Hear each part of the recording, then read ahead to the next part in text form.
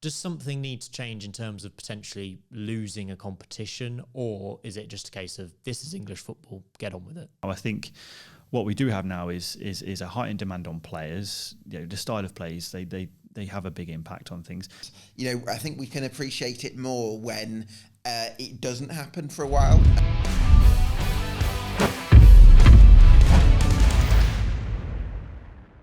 Hello guys, welcome back to the Sportsman Untitled. We've got a great show on the way for you today. We're going to look at the promotion race in the Championship. It's hotting up.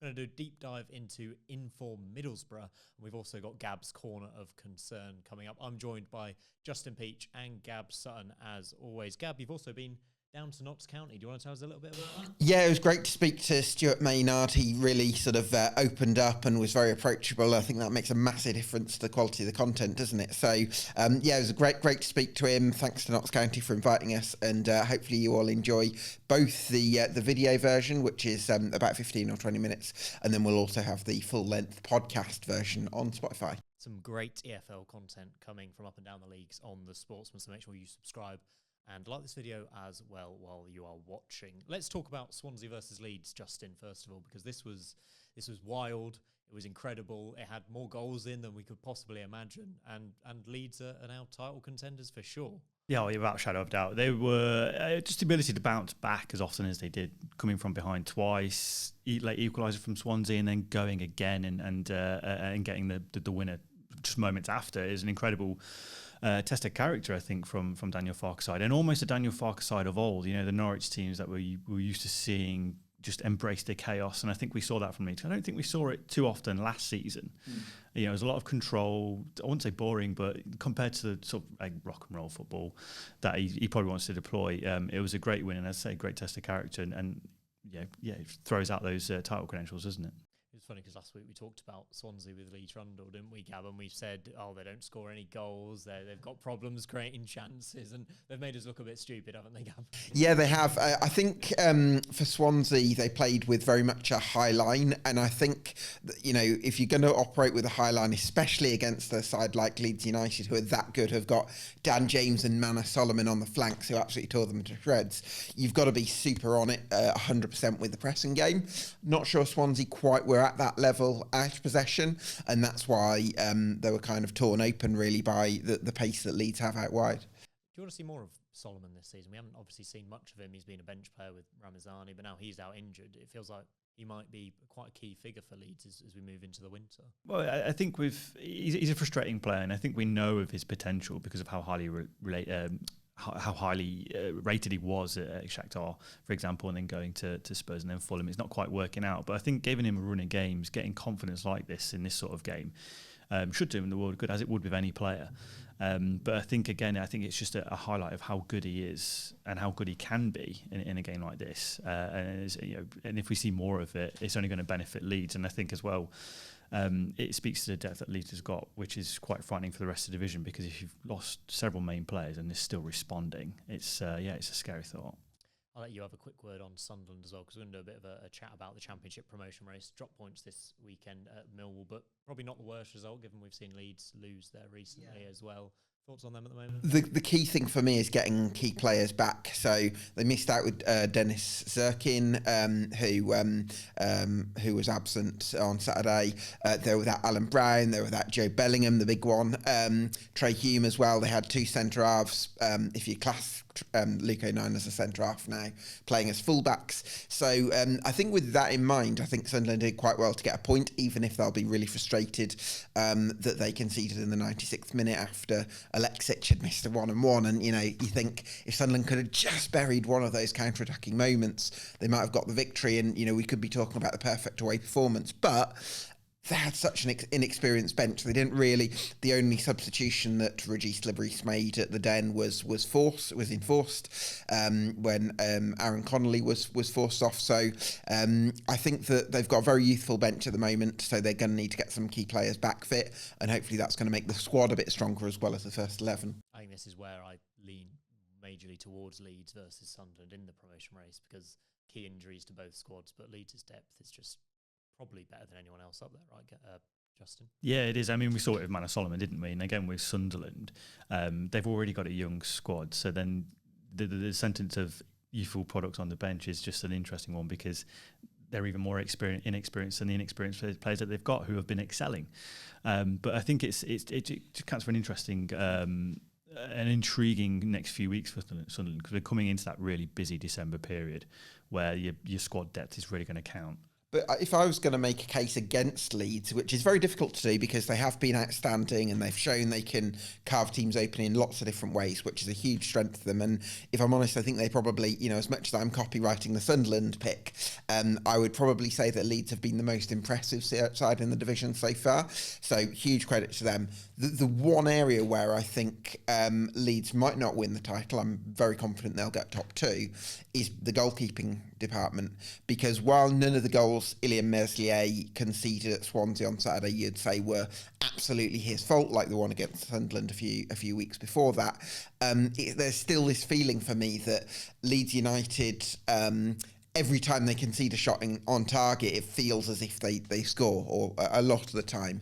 And I think that's going to be very difficult for them in maybe some of those high-pressure moments. So they might need to upgrade in the goalkeeping department if they want to really ram home that advantage and win the title. I also think there's credit to be given to Simon Moore for coming into that Sunderland team when Patterson was injured and doing a really good job. So they've got a bit of strength in depth, almost, Sunderland, in that area compared to Leeds as well. I want to have a conversation about Burnley as well, because they've got another decent away win here, Justin, at Bristol City. They are just not conceding goals. They've got James Trafford, Maxime Esteve, a brilliant defence. I've got a statistic for you here. They've conceded 6 goals so far in their 16 league matches. So if that continues over the entire league season, they'll concede 18 goals. Now, that's a massive ask. The record, by the way, is Watford, who conceded 30 goals in 2020-21. Thoughts on Burnley's defence? Can it carry them to automatic promotion? It has to carry them because they don't create enough chances. And again, the main criticism you have of Scott Parker's Burnley side is how often and how sustainable their attack is. Despite their qualities that they've got, they just don't create enough chances. So relying on that backline is going to be really important. And it speaks volumes that we're talking about that now, because that's the thing that I think has got them in this position now. If they were conceding goals, it'd be hard to make a case for Scott Parker staying in the job at Burnley. But good defences get you promoted, and that's the cliche, isn't it? Just to add to that, I mean, I've for all season, I've had very much the same view on Burnley as Justin, and I do think they've got to start creating more chances. But what I would say is that in that 1-0 victory at Bristol City, I didn't look at that and think it was a smash and grab. I think they restricted Bristol City to 0.77 XGF for, and I think one of that was a shot from Yu Harakawa, which was one big chance. That was 0.3. So they are really limiting them, but crucially as well, I think Hannibal Medjbury playing in the number 10 role and Josh Brownhill playing deeper alongside Cullen works better for Burnley, because I think there's more of a connection in the attack, along with Jay Rodriguez, who drops deep quite well and links the play. So whereas I think in other games you've seen this massive gulf between the midfield where Brownhill drops quite deep, you've got Hang Todingy up top, and you've got the 2 wingers just hugging the touchline, there's just been nothing in that sort of middle attacking midfield area.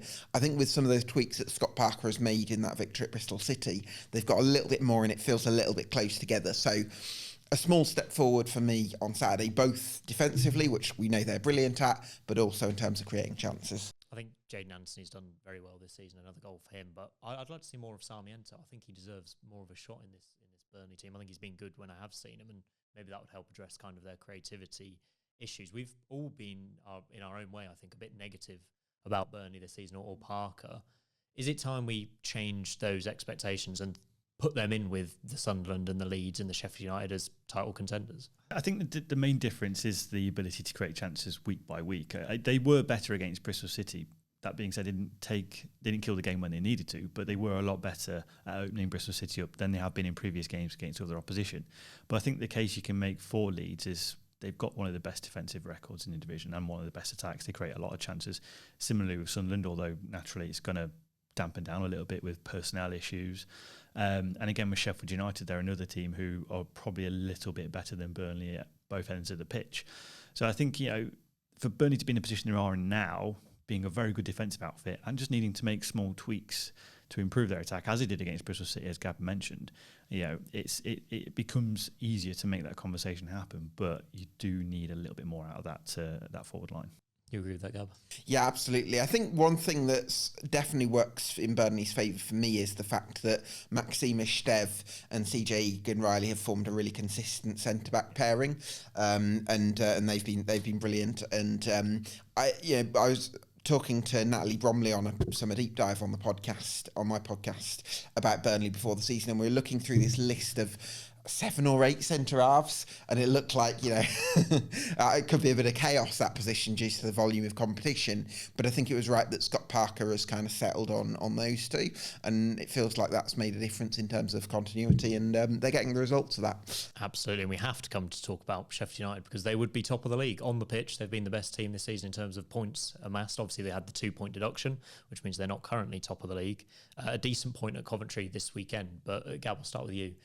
A lot to like about the Sheffield United team, given they went down to 10 men as well this weekend. Yeah, absolutely. Showed some real resilience. You look at players like Alfie Gilchrist at right back, who just absolutely loves defending and really sort of thrived in those kind of backs to the wall moments.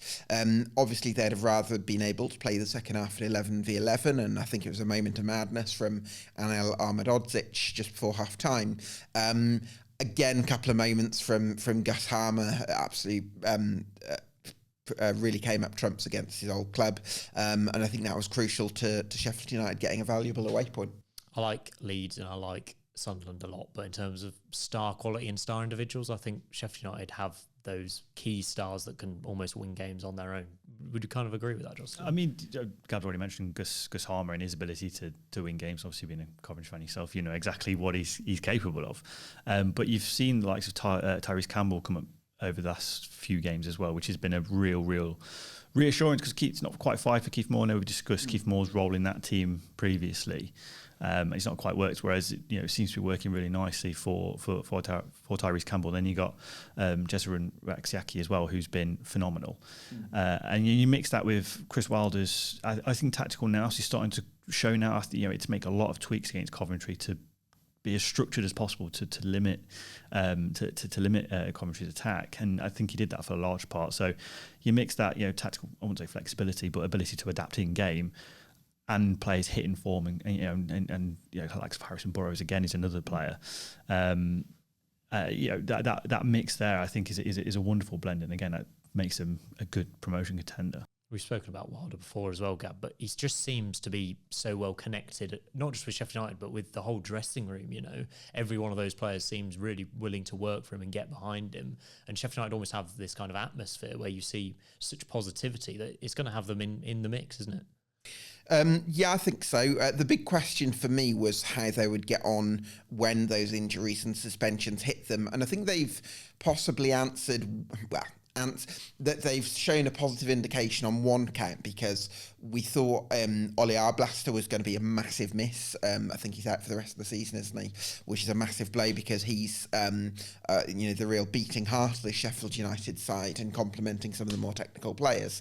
But actually, Sidney Peck, who an academy graduate, came in and did very well at the Ricoh Arena, or it's the CBS now, isn't it? Yeah, thank you.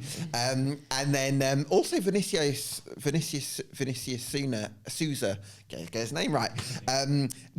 He was very much a antagonised figure in the summer, because fans felt like he hadn't been putting in the effort and in the Premier League, and there was talk that he was just going to go away, and he felt like he was better than the Championship, was the sort of perception, whether that was accurate. But actually, no, he's come back and sort of answered that, and he's become a real gladiator for Sheffield United in a way that probably would have been difficult to sort of foresee 6 months ago. So yeah, well done to Souza, and well done to Sidney Peck for coming in and doing a job in Ollie Arblaster's absence. Obviously, with the amount of fixtures coming up, everything can change so quickly in the Championship, but it'll be really interesting to see how that kind of foursome shapes up over the next month or so. I wanted to bring this to your guys' attention, because there's a report come out from the BBC that says all Premier League and EFL clubs could be American-owned in the next 10 years. 14 of the 20 Premier League clubs at the moment have some form of US investment. We obviously know up and down the EFL pyramid there's plenty of American investment. Is this a worry for you, Gab, or is it just something we're going to have to adapt to in the modern game? Because we've seen with Todd Bowley at Chelsea, obviously an extreme example of how maybe basically are we going to lose the connection, the local connection with EFL clubs if we have so much American investment, especially with what we've seen at Wrexham as well with the celebrity ownership? I think we have to take it on a case-by-case basis. I think there is this compulsion in English football to sort of kind of make this sort of these blanket assumptions about American investors. And I don't think that's necessarily fair or accurate. There are definitely American investors who are completely in it for themselves and have sort of self-interest and might mismanage the club. But on the other hand, I look at Wycombe Wanderers, for example, who now have, I think it's a Kazakhstani billionaire owner and a very good sort of head of football operations, and they've got a great structure now and they're going so well, top of League One. And but that was only possible because of the work of Rob Coig, because before Rob Coig owned Wycombe Wanderers, or the Coig family, they were owned by the Supporters Trust. They were getting by hand to mouth. They, almost didn't know where the next paycheck was coming from. There was a lot of sort of chaos there. People cared about the club, but they didn't necessarily have the financial resources. And so Coig bought the club, and he's not only has he injected capital into the club, which has allowed them to build a B team and a plan for the future and all the rest of it. He's got contacts, so that was allowed him to sell the club onto a wealthier consortium, whilst also making Wycombe Wanderers a more attractive structural proposition to potential investors. And Rob Coig and the Coig family did a brilliant job at Wycombe Wanderers. And I know that I'm just going big on one example here. I'm sure there might be one or two others. Like, I think Ryan Reynolds has really bought into, and Rob McElhenney have really bought into the project at Wrexham. And I think anyone would love to have owners like that. But so I think what's really important is actually not to just make assumptions based on the fact that these people, what their nationality might be. Sorry, I'm a bit close to the mic. But actually just to kind of actually look at them as people, as individuals, because just like all Americans aren't the same, all British people aren't the same. So let's treat people fairly based on their character rather than their nationality. Justin, would you kind of agree with Gab's sentiment there? Or I think there is a case to be a little bit concerned about all this investment from America. Yeah, like Gab said, I think it's important to take it on a case-by-case basis, because you've got a American ownership. They can come in and they can completely take things away from a football club. When you look at Swansea City, for example, great example of the hierarchy there not quite buying into exactly what Swansea City are. They made mistake after mistake in terms of managerial appointments, didn't invest in the squad. The youth policy seems to have disappeared. The likes of Neil Taylor, Joe Allen coming through years gone by, hasn't been there for a while. No, the likes of Wally Cooper and Ben Cabango have had a good go, but it's a lot less productive as it had now than it has been in previous years. But then you've got local owners who also get it wrong. Mel Morris is a great example at Derby, who was very much in it for himself. He wanted to invest the money to get Derby into the Premier League to then sell to a larger investor. So it really does depend on the individual. And I think despite Wrexham, Ryan Reynolds and Rob McElhenney being almost a joke figure amongst local fans, I do actually think you can take a lot of interest and a lot of understanding from how they've handled things. They've bought into Wrexham as a club, as a culture, and that's probably a blueprint for a lot of foreign owners coming in, and that's how you should do it, really.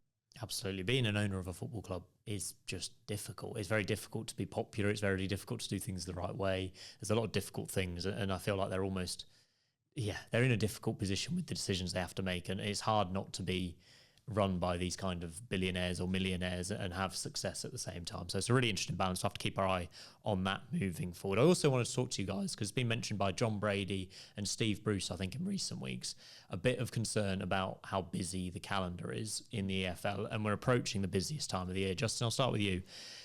Does something need to change in terms of potentially losing a competition, or is it just a case of this is English football, get on with it?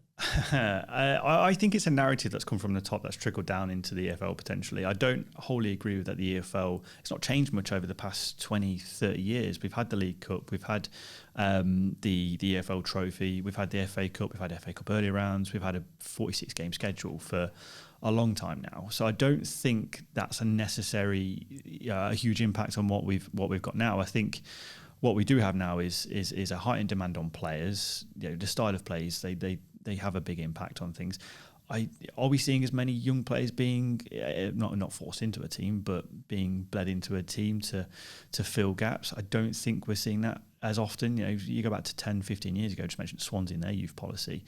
Sometimes injuries mean you have to call upon youth players and throw them into the fire a little bit. Don't think we see it as often now. And as I say, I think it is a narrative that's trickled down from the top. Don't get me wrong, international games, there's a lot for high-level players, a big demand on them. But my argument is you've got big squads, you've got a lot of players on your books. Use them. That's it. This is a really difficult one because I definitely sympathise with the romanticism of festive football and being able to head out on Boxing Day after you've just enjoyed Christmas and enjoy a game. And there is part of me that enjoys that. But I also feel like we appreciate football more when there's a space. Absence makes the heart grow fonder sometimes. I think we can appreciate it more when it doesn't happen for a while. And I often feel, I don't know whether either of you feel this way, in those tournaments where there's a World Cup or a Euros, I often find it difficult to find the enthusiasm for it sometimes, because I feel like the Premier League finishes right at the end of May, and then a couple of weeks away you've got the start of an international tournament. And sometimes I feel like you actually need space to be able to appreciate football, because that feeling of what I love is when football returns after a non-tournament summer, where it's like football's back and we've had a long wait and it's finally back. And I actually think there's a value to that. I think there's a value to not having football for a while so that we can appreciate it. And, if it was part of our tradition where, we did what they do in Spain, where, you have a few weeks away over the festive period, I think we would actually kind of look forward to it in a different way. I do appreciate the traditions. I do appreciate how that appeals to people, but I also feel like that there could be a value to having some time without football. Very interesting. I think it's also probably worth mentioning, like you said, Justin, international breaks used to be a proper time off for kind of championship players. Obviously, lower leagues still play their fixtures, but now almost the quality's gone up to a level where you're getting quite a lot of internationals littered throughout championship teams, even League One and League Two. The likes of Birmingham have got internationals. It's like they're not getting as much of a break now, and they're having the same demands as the Premier League players, but they've got a busier schedule with a team with more teams in, a league with more teams in. So they've got more fixtures throughout, and the international break's no longer a break for them. Yeah, well, I think it comes down to, again, a case-by-case basis. Your manager's got to be able to deal with that and manage that player's time. I think Chris Wilder, Tyrese Campbell's had a lot of injury problems, and as soon as Sheffield United went down to 10 men, I was surprised that Tyrese Campbell went off. But if you need a player who's going to last you another 20, 30 minutes, given his lack of game time in recent years and his scepticism to injury, Wilder's opted to take him off, and that's not to the benefit of his team, because who's going to grab you a goal at the moment? The man informed Tyrese Campbell. So I think your manager's got to be switched on with that, and it really does depend on him. And if your team's over-reliant on one player, then again, you really should be pointing the fingers at why others aren't stepping up to the plate, because squads are squads for a reason. Absolutely. It's time to talk about our team in focus now this week, and it's Middlesbrough. Michael Carrick in charge there. They're scoring so many goals at the minute. 4 goals, then 5 goals, then 6 goals in a row. A 6-goal win over Oxford United this weekend. Gab, I am massively impressed with Middlesbrough this season. I think they can be automatic promotion contenders. I really like Michael Carrick as a manager. I don't want to get too carried away. They're creating a lot of chances. Their XG's brilliant. They're scoring a lot of goals now. What's stopping them going up this season? They've been fantastic, haven't they, Simon? I think all season you felt like they've been creating chances. I think for parts of that time they didn't quite find the conversion. So Emmanuel Latte-Lath, first third of the season, didn't quite match his form from the final third of last season, but he's certainly coming into form now, isn't he? And Tommy Conway. So you've got this lovely dilemma. You've got 2 banging form centre forwards competing for one starting berth, and Conway, Latte-Lath's got a hat-trick on Saturday in the 6-2 victory at Oxford. Conway managed to get one after coming off the bench, so he's sort of still keeping himself in the conversation.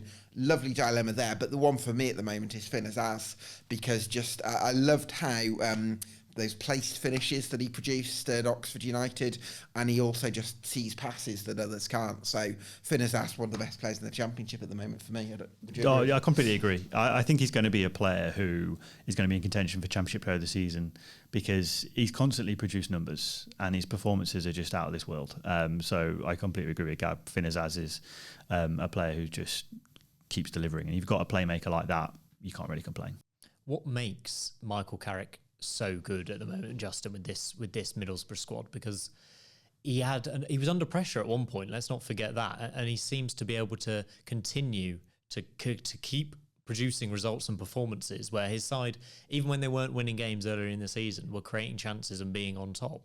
He's proven himself to be a really good Championship manager. Well, he's unwavered in his approach, hasn't he? Because despite Middlesbrough being inconsistent at the start of the season, the style of play hasn't really changed an awful lot. They still create chances. They still open teams up consistently. They have introduced a lot more control in their game this season, which has been much needed because you can argue at times they're far too open. But the balance that they've got now is incredible. And I think his ability to, as I say, be unwavered in his approach is brilliant, and we've seen the rewards now because the goals aren't a fluke. They've been creating these chances all season. So scoring 4, scoring 5, scoring 6, it's not something you wouldn't have expected of this team because, as I say, the chances have been there, just haven't been converting them. Now they are. It's a frightening proposition for the rest of the division. Certainly is. I also feel like. I previously felt like Michael Carrick's side would need to have super attacking fullbacks who are constantly flying forward in order to be able to create chances at the rate they are. But actually, what you're getting with Luke Ayling, who, to be fair to him, he's played right back in Marcelo Bielsa's side, so it's basically for him and Neto Borges at left back, just a case of progressing the ball pretty swiftly, but also keeping some positional discipline. And that seems to be freeing up the likes of Azaz and Doak and Delano Bergsorg and Latte Lath to really combine and interchange with that freedom. So and also the midfield is a real dilemma as well, because we would have at one point regarded Aidan Morris and Hayden Hackney as their best two midfielders, and yet on Saturday you've got Johnny Howson playing really well alongside Dan Barlaser. So lovely dilemma up top and also in central midfield at the moment. I think if they can get Hayden, Hackney and Morris back and playing fit, I think the quality they've got is just exceptional to control a game. Johnny Howson's still going, what's he now, 36, 37? Unbelievable. I just think there's so much quality in this squad that on paper Carrick seems to maximise what they have as well. There's just so much to like about them. I don't want to make too sweeping a statement here, Gab, and go against your Sunderland, but I would back Middlesbrough to finish above Sunderland right now. Okay. Because for me, I think along with Leeds, they're probably the best attacking team in the league. Argue against me, one of you. Well, Sunderland, I think, still unbeaten in 6 or 7 games, whilst having had a period with their best players. So you put Trey Hume, you put Dennis Erkin, you put Alan Brown and Joe Bellingham all back into that Sunderland team, plus the ability to strengthen their squad and add a bit of depth in January. I think that massively strengthens them. I think what you get looking at with Joe Bellingham is one of the best players in the league on current ability, and he's only going to get better. So you got Chris Rigg as well. He did a brilliant job away at Millwall, which is a tough game as part of a 2-man midfield. He's an absolutely prodigious talent. So for me, Sunderland, yes, they haven't been able to hold on to the leads recently. I think that's partly down to the lack of squad depth, and I think had they just been able to cling on to the extra 4 points against Coventry and Millwall, we would probably be talking about them slightly differently. So I think it's easy to say that, but listen, they've been up there. I think only lost 2 games all season. Like that's an incredible record. So for me, Sunderland, top 2. I don't want to pick on Sunderland because I think obviously they've been magnificent this season. Do we put Middlesbrough into the top 2 conversation, or is it a little premature for you, Justin? I would say it's a little bit premature. That being said, it's harder to make a case against them because of how good their attack is. But I think we need to see teams ask a few more questions of them. Can they play like this against the Leeds, against a Sunderland, against Burnley? Can they replicate these performances against those teams where you need to be picking up wins against. That's going to be the main question. That's going to be asked throughout the season. So I think until we see a little bit more than that, then you can start to create that narrative that Borough are a top two side. That being said, do they need to strengthen in January? I don't think they do. Maybe they need a centre back, but they've been great so far.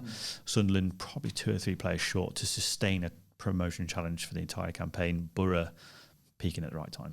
I think if they possibly meet Burnley in the playoffs, and I'm jumping really far ahead, it's almost like an unstoppable force versus an immovable object, isn't it? An unbelievable attack versus an unbelievable defence. I think those two will be interesting to see who comes out on top over the entirety of the season, actually. Also, we're talking about an unbelievable attack based on recent form, but for much of the season so far, they have had their conversion issues as well. So let's see whether they can, I think Justin makes an excellent point, let's see whether they can sustain that attacking productivity that we've seen against the likes of Luton again and Oxford against the better sides in the league. And if they can do that, then I think you have to really put them in the conversation. But great form at the moment. Fair play. Sky's the limit. Sky's the limit, hopefully, for Borough. Let's have a little look forward to a Wednesday night fixture, because it's Leeds versus Luton on Wednesday night. And then we'll also look forward to Sheffield United versus Sunderland on Friday. Leeds-Luton Wednesday night. This is an interesting one because Rob Edwards got a very important win over Hull City this weekend. Not the best performance, Justin, again, but kind of took the pressure off him, having kept hold of his job over the international break. But this, I mean, we always say it, isn't it? Ellen Road is so difficult. Is it probably another loss for Edwards? It's hard to see them picking a result, but then again, teams do this in adversity, don't they? Things rub against them, they go away and do almost perform the impossible. And it wouldn't be a surprise for Luton to go up to Leeds and grab a result. Would that be delaying the inevitable for me? I would make that argument. I've not been impressed with Luton at all this season. They've been largely very poor for 9/10 of the season. Even the performance against Hull, I think if Hull were a little bit more confident in front of goal, maybe come away with a 2-3-1 win from that game. So I think they were quite fortunate to come away with the 3 points against the Tigers. And as I say, I think that's why it's difficult to make a case for Luton. But the intangibles, the adversity, going up to Ellen Road on a midweek evening game, it can do wonders for you. But performance-wise, they have to improve. They have to improve because, like I mentioned, I've not seen one good performance from Luton this season. It's stunning, isn't it? They're just staggering. I think that these were the two teams I put in my top 2 before the season started, and the contrast between them. We're talking about Luton as if they're massive underdogs who have just been promoted from League One, aren't we? I mean, it's insane. Yeah, for sure. I think for Luton to get anything Elland Road, they're going to need Thomas Kaminski to be on top form. He did make some good saves against Hull, from Casey Palmer especially. They're going to need Mark McGuinness and the other centre-backs to defend like absolute Trojans.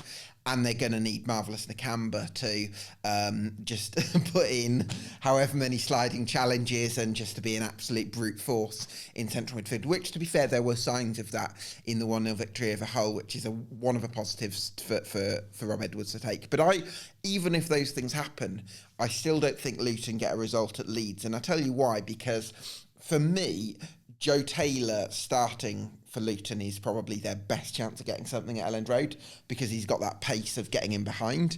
But the way Rob Edwards picks his teams, he's very much about physicality and work ethic, which I can kind of understand.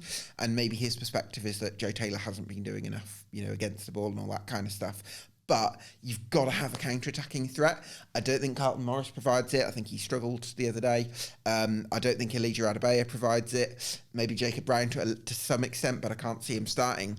And I think if you start Morris and Adebayo together, I think they're going to get too isolated because the rest of the team's going to be like, a block of 8, if you like. So they're going to need one of the strikers to be able to offer that pace in behind to have any sort of chance. But I can't see Rob Edwards going for Joe Taylor because he's not in his good books at the moment. Really interesting point you make there, Gab, actually, because I was thinking, would they be able to nick something with their physicality from a set piece or something and then sit on the lead? So it's kind of one or the other. But I think against Leeds, you've got to offer something in open play. Otherwise, you'll end up like Plymouth did or Coventry did, where you just barely create a chance and get beaten 3 or 4-0. I think Gab made a point a few weeks ago, even last month, that if you go up to Ellen Road, you're going to be second best. They're going to pepper you with chances. So you're going to be on a not receiving end, but you're going to have to score from a set piece. You're going to have to score from outside the box. Your look's got to be with you, because it's stereotypically a hard place to go. But the performances that Leeds put in, they've largely been the best team in every single one of the games so far this season. So look's got to be on your side. And it was against Hull. Have they spent it? Again, these are all intangibles that are very hard to sort of make a case for. But you need players that are confident in form. And I don't think they are. I don't think Rob Edwards is instilling it either. It's almost like you have two ways to go about it. You can do what Portsmouth did on the opening day, which obviously Leeds weren't at their best, but it was just chaos from start to finish. Or you can do what Burnley did, who went there and got a clean sheet and won the game and kind of sat in, and that's probably what Burnley are going to do in most big away games. So it's going to be really interesting. I'll get a quick score prediction for you both for Leeds versus Luton. Gab, start with you. 3-0 Leeds. I'll go 2-0 Leeds. It'll be one of those games where they score early and then frustrate everybody and then score in the 80th minute and make it look comfortable. And Gab, are you on the same wavelength as Justin, as you think it's just a matter of time before there's a manager change or something has to change at Luton? Because Justin's not too sure on Rob Edwards.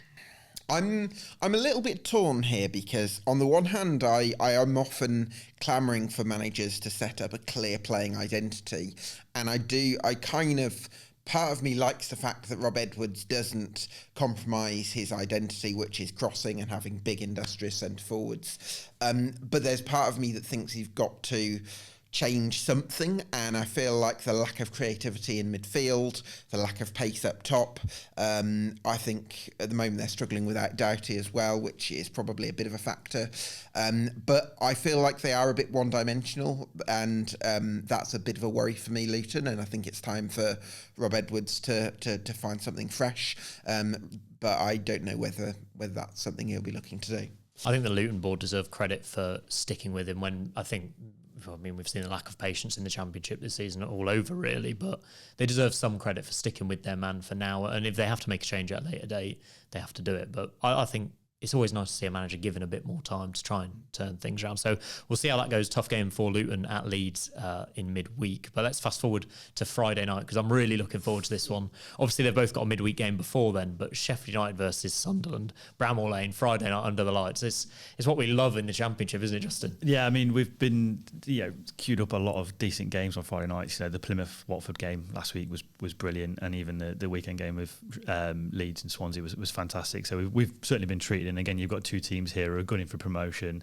Probably too early to say it's a 6-pointer, but you can see it being a defining result, especially heading into December, where you've got 6, 7, 8 games to play. So this is the time now where you start to generate that consistency. So it's a big game for both sides. Sunderland on the road have been okay. As we say, they got a good point. Should have probably won at Millwall.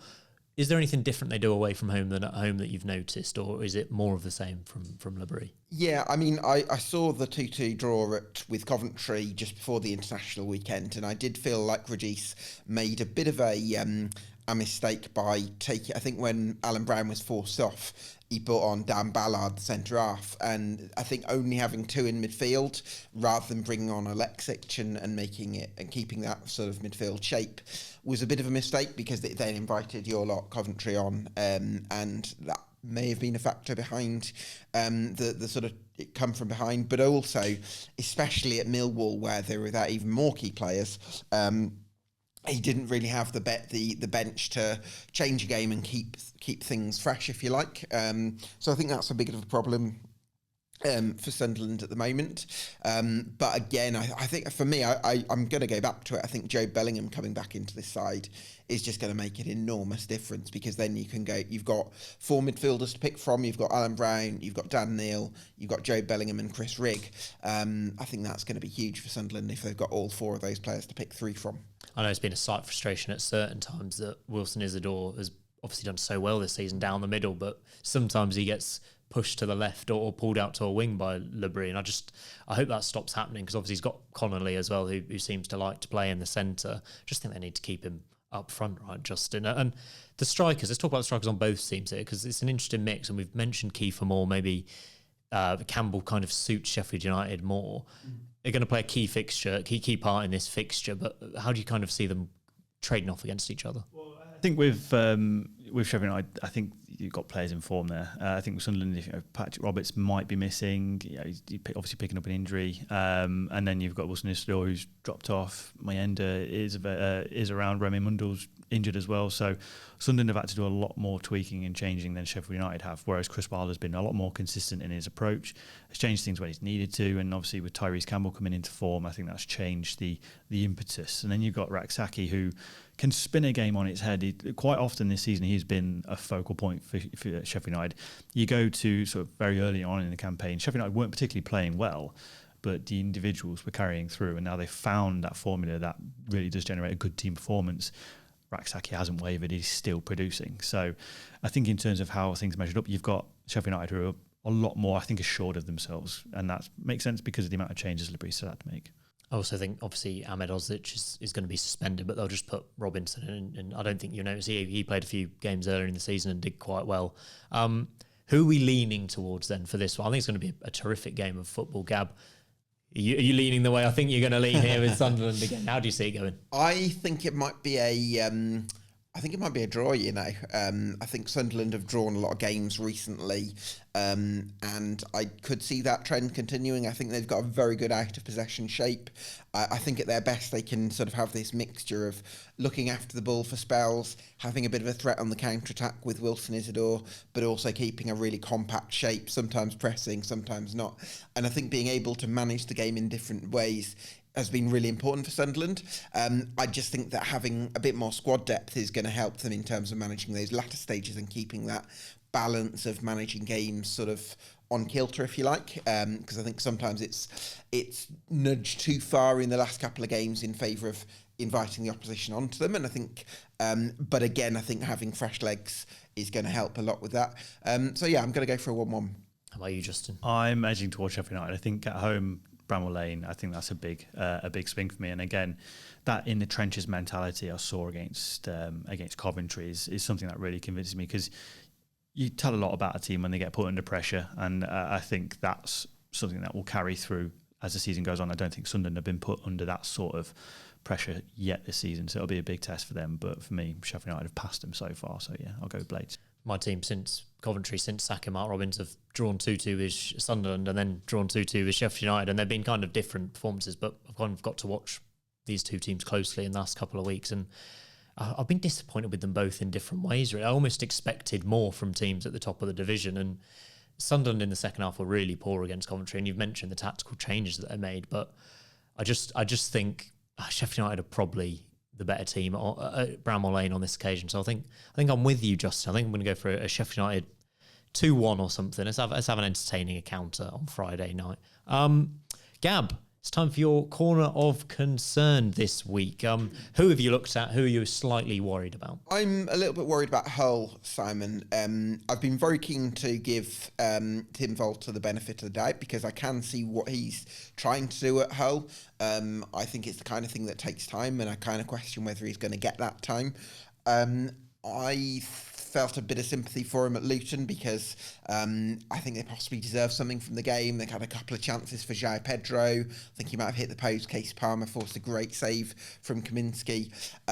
So they're a little bit unlucky. But what I'm more concerned about is that after the game, Tim Volter said he didn't go over to the fans because it was a bit wet. And I sort of feel like I can understand why after the match, when tempers are high and you might be getting abuse from a certain section of fans, I don't know, and you might be a little bit reluctant to go over there, and that might inflame the situation. But there's also part of me that thinks you're the leader of this club, if you like, the face of this club. You've got to keep a relationship with the fans and go over and take the heat a little bit. And he didn't do that. And he's always, I think the reviews from him in Germany are that he's a manager who likes to keep the players very much on side, but sometimes at the expense of relationships with the fans. And I do worry that, if you lose the fans, that can be a long way back. They've had two key injuries as well in Bellumi and Liam Miller, right? So it's two ACL injuries, which is difficult for him to work his attacking kind of style with Gab, Justin, are you kind of on board with Gab's concern, especially around Tim Volter? Yeah, I think there's been a lot of variables working against Hull. I think they did well in appointing him very early. I think it was the 31st of May he was appointed and announced. So they've had an entire summer to work on a strategy to recruit, but the recruitment was done very late in the transfer window, which doesn't help any manager. It doesn't matter if it's Tim Volter, Liam Rossini, or Pep Guardiola. It's going to be difficult to then instill your philosophy onto those players with that time. So I think he's been working against those variables as well. But I think, like Gab, you can see what he's trying to do, what he's trying to achieve. I mentioned it earlier on, they should have come away from that Luton game with 3 points. The chances they created, Chris Bailey had a great chance with a header as well, which he should have put away. It's that sort of look that works against you sometimes. But with Tim Volter, it's his own PR that is doing him a disservice, because I think if he was a more likeable individual with his own fans, they might give him a little bit more benefit of the doubt. But unfortunately, not making your way over to the away support of Kenilworth Road, which is a very difficult thing to do because you have to walk across the away stand to get to the tunnel. I think, you're sort of right in your own P45 there. I'm also slightly concerned about Hull. I think their transfer strategy over a couple of years has just been a bit kind of scattergun, and we're not kind of sure what squad they've got made up now. Obviously, they've lost key players and the likes of Jacob Greaves and things like that, and Philogene over the summer as well. Are they in trouble in terms of relegation? Do you have to talk about them as relegation candidates at this point? I would say yes, because on the basis that, unlike, I can remember a few seasons ago when, you might have had 3 teams that were all in crisis and were sort of nailed on for relegation. I don't think you really have that this year. I think all the teams down the bottom have shown in different ways some signs of life, and a lot of the teams that we were expecting to be down the bottom this season have actually done better. So in that reason, I think you have to... I think you have to include the sort of the clubs with the big budgets, because Hull are well backed by Aja Nilajela. So you wouldn't instinctively might think that they might have too much quality, but actually I'm not sure based on the nature of the relegation battle and how it's playing out. I know we've mentioned it before, Justin, but as the weeks go on and kind of Derby in particular are picking up points at a regular basis, and that's one of the clubs we thought would be down there, you kind of cast your eye to Hull and you think, maybe they're in a bit of trouble. Yeah, you get uncomfortable speaking about Hull. I think it's that ability to get the next appointment right, which I'm not entirely trustworthy of Akinele Carly to do that, the Hull owner, mainly because Shotra Arveladze didn't work out. Liam Rossini did work out, but he sacked him for a manager who he wanted to be a bit more progressive, and that's Tim Volter, and that's not working out. So who do they turn to next? Do they go and get a structured championship stalwart like a Guy Rowett to save them? They've sort of made a rod for their own backs a little bit, and that Premier League Now approach that they've adopted over the past 18 months leading into this summer, I think, is provide that shortfall. The other factor is, I think, with what made a difference when Liam Rosinia came in midway through, I think it was might have been the 22-23 campaign. Thank you. He was sort of had this knowledge of the domestic game, so that possibly helped him when it comes to settling in quickly and making that instant sort of impression. Whereas I think if you go for another foreign appointment, somebody who might not know the Championship, and I know how cliche that is. There's I'm sure there's clips of he knows the club, he knows the league. But I think that can make a difference as an in-season appointment, because you don't have hours and hours to research the opposition and the league. So if you've got somebody's already got a rough knowledge of the Championship, that makes a difference in terms of how quickly they're able to settle in. So at the moment, I think Tim Volter's still in the job, and I think it's important that we respect that there isn't a vacancy at Hull City now. But I think he's got to turn things around soon, that's for sure. It's been really weird at Hull in terms of, it's almost like there have been 3 different clubs under the 3 different managers. And I don't think we would be having this conversation if Liam Rosinia was still the manager and they'd had a summer transfer window under him. I just feel like they chop and change to suit whichever manager they've decided to back for the next 6 months. I don't see how that changes, as you mentioned, Justin, for them moving forward if they want to get out of danger and get into the Premier League. I mean, we saw them spend loads of money on loans last season, and that kind of helped them towards the end, but it's not a long-term plan, right? No, yeah, it's that Premier League Now approach I just mentioned. It's caught up with clubs so often. Sheffield Wednesday, Derby, 2 really good examples. Reading as well. Not that I expect Hull to go that way, but they outspend themselves. FFP lurks around. It makes recruitment a lot harder. You've got to be a lot more, more nuanced with it. And I don't think Hull are, because it's a completely new structure under Ilakali. That being said, he's had a 2.5, nearly 3 years to embed a new footballing structure at the club. Hasn't quite happened yet, which is why I think we're seeing this slower than many would have expected transition, and that ability to adapt to new managers. It's they're trying to turn the pages very, very quickly, and it's that they've got to be a lot more measured, especially when you're trying to get out of the Championship. The last question I want to ask you before we come to your championship treble, Gab, for midweek. Omar Issa at Cardiff. How are we feeling about him? A couple of weeks ago we were like, "I'll give him the job. He's on a winning run. He's doing a great job." Do you think he still gets it? They're taking their time about it. The names in the frame aren't particularly attractive, I don't think, for Cardiff City fans right now. What's your feeling on Cardiff right now? I would still, if I was in the Cardiff City board's position, I would still let the caretaker reign of Omar Issa sort of play its course. They got a decent away point at Sheffield Wednesday, possibly a little bit fortuitous in that one. So they definitely need to kind of lift their performances back up. But yeah, I think the recent results would maybe nudge the board towards the position of looking elsewhere for a permanent appointment. And again, it'd be interesting to see what direction they go in. But I think the real positive for me has been that he's got the best out of Ruben Colwill and out of Tanner, who got among the goals, getting on the back stick from Robinson's sort of cutback on Saturday. Robinson, I think, has probably been Cardiff's most consistent player this season. In previous years, it might have been Perry and G. He maybe hasn't quite hit those same heights this year, but I think Robinson's going to be one of those proven Championship performers, and I think he's going to be the key, whether that's Ritza or another manager. It feels a bit strange to have an interim manager in for this long, but he's done all right and then tailed off a bit. What's your feelings on it, Justin? I think it's quite indicative of how Cardiff is almost run as a club. It seems disorganised from the outside. When you have an interim manager for this long, it tells you that they didn't really have a backup plan to Errol Bullitt. I mean, he was offered signed a new contract in the summer, so it's unsurprising that they didn't really have a backup plan, but they just seem to never really know where they want to take the direction of the club, which is probably why they've hovered around the bottom half of the Championship for so long. With Omar Ritza, I do feel for him, because I do think when you're operating under a cloud, it's going to be difficult. The players have come out and said they are enjoying playing under him, so it makes sense to make a mid to long-term decision or mid to short-term decision by allowing him to take charge of the club until the end of the season at the very least. I just think that everyone would benefit, the fans, the players, and I know Omar Ritza with a little bit more clarity on what's going on with the future of the situation there.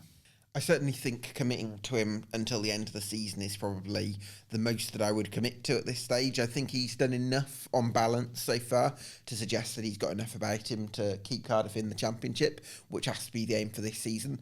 Longer term, I think foundations have to be put in place for Cardiff City to really build, because at the moment, I don't look at them as a club that's got a long-term future towards the top of the Championship. I think their future at current status is possibly to get sucked into a relegation battle over the next few seasons. It's up to them to change that, really, and to put structures in place that give them a chance to move forward. And hopefully Omar Ritza can be part of that. So, Gab, let's move on to your Championship treble. Who have you gone for the midweek games? I've gone for Norwich City to beat Plymouth Argyle, because although Norwich are without a few key players, they have now got Jack Stacey back and Angus Gunn in goal, which does make a big difference, and they're still able to create chances as they showed at West Brom. I'm going to back Burnley, bit unusual for me that. I think just for that defensive resilience that we've talked about earlier, and a bit of a Chris Wilder derby there, Sheffield United against Oxford United. He got Oxford back into the Football League in 2010 via the conference playoffs. So I'm sure he'll get a fond reception, but I'm backing Sheffield United for the home win. Absolutely. I'm not happy you've backed Burnley to beat Coventry, but we'll gloss over that. I mean, they've looked very good, and they've looked very good at home. Right, final question for you both. It's I'm a Celebrity at the moment. Big show. I want to see a Championship manager in there. Which Championship manager do you think would have the most chance of winning I'm a Celebrity, Justin? Chris. I think I've got to throw Chris Wilder in. He just seems the biggest personality in the Championship managerial-wise, and I think that pays dividends, and he's no nonsense as well, and I think the public would love that. He'd eat a few bugs, wouldn't he? No problem. Exactly. just comes across as the type of guy who'll just happily eat rice and beans or any insects that come across him as well. Non-link approach, isn't it? Yeah. It's funny actually because I initially thought Chris Wilder, but I actually went with Neil Harris at Millwall, and it's funny the parallel because we talk about Chris Wilder and Neil Harris as being sort of managers that do better at the club that they're at, and it seems to connect better with their current club, and I feel like they're kind of they're sort of tribe above self in a way. They're kind of they're all in it for their club, if you like, and they have got a really special affinity. And I think in both cases, that's the kind of mindset that you'd need to do well in, because if you're out, if you're in it for yourself, you're probably not going to fancy eating bugs and all that kind of thing. Do you know who I'm going to go for? I think Omar Itza would do anything for the Cardiff job right now. You told him he had to eat a few worms or whatever for the Cardiff job. Cruel, man. I think he'd be right up there. He'd be well up for it. So I'm going for Omar Itza, even if it's just to get the Cardiff City job. You're not happy with that? That's disgusting.